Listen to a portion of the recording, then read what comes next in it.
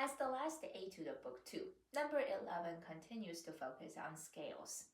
In the beginning, what we see is in one octave scale coming in on the offbeat combined with multiple registers of descending scale. There are two things we have to discuss here. One is how to avoid two downbeats. When the left hand plays, we do a drop. We have to understand where does the right hand begin in order to avoid having another drop and a second accent. Take out the left hand first and then just play your one octave scale with a sforzando at the end. So you understand the basic gesture is flat for 4 notes and then a lift. The biggest challenge here is to hold yourself back and not start pushing so early. So again, to put everything into exact places, play your first 3 notes with a flat wrist. Do your turn here, and then start to move towards the board and raise your wrist.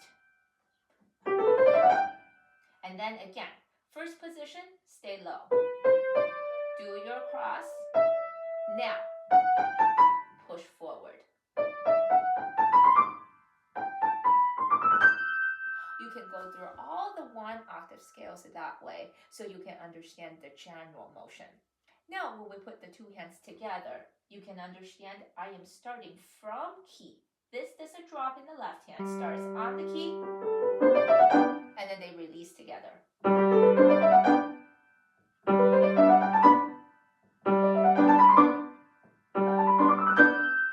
You can repeat that over and over. Every time you see that pattern occur throughout the piece, you can just move on.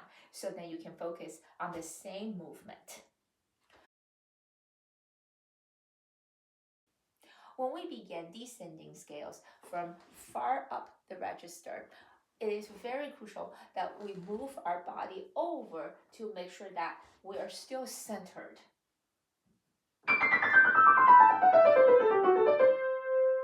So when we link it together, we're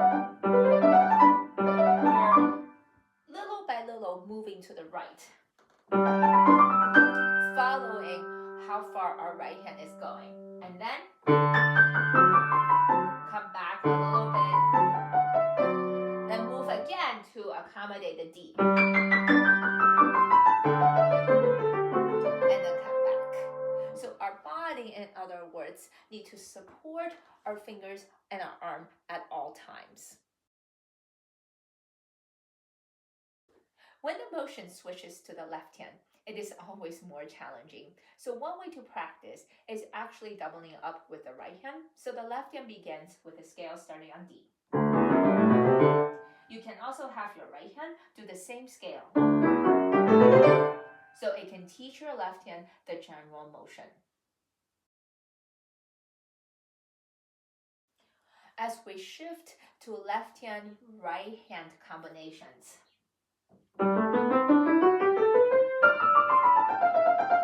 I often think about things like that as a relay when one runner has to pass the baton to the next.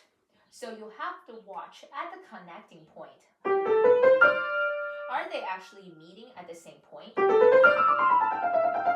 If not, it would be very difficult to sound like they did. If you had, for example, your left hand here, they sound like 2 parallel lines that never really met. So what we need to do is have the left hand start to go higher, and then have your right hand start from the higher point to meet. Now we're settled back to the return. The last challenge has ascending and descending scales combined together. What I would recommend is starting at the last position at the top. So you'll understand how that turn is occurring. Then you come back to your scale. And then here we have reached my last position. Do a little dip. So imagine yourself as a swimmer. Once you have swum your first 25 meters and you get to the end, what do you have to do? You have to turn kick off of the board so you can have more energy for the next lap. So what we're doing here is essentially the same thing. What we want is do a little push and get the energy off of the top note. So then we can float for a little while before we have to work harder to keep the speed up. I hope you enjoy this lovely little piece.